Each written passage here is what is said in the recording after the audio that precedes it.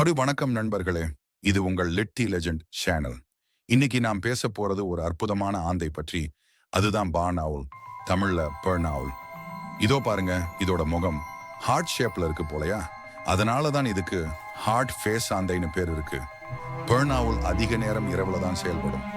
இது நிசாசர பறவை, அதாவது இரவுல தான் வேட்டை செய்யும்.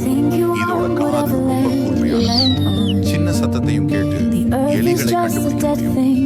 இதோட இன்னொரு சிறப்பு, இது பறக்கும் போது சத்தமே வராது. அதனாலதான் இது சைலண்ட் ஹேண்டர், அமைதியான வேட்டையாளர்னு சொல்லுவாங்க.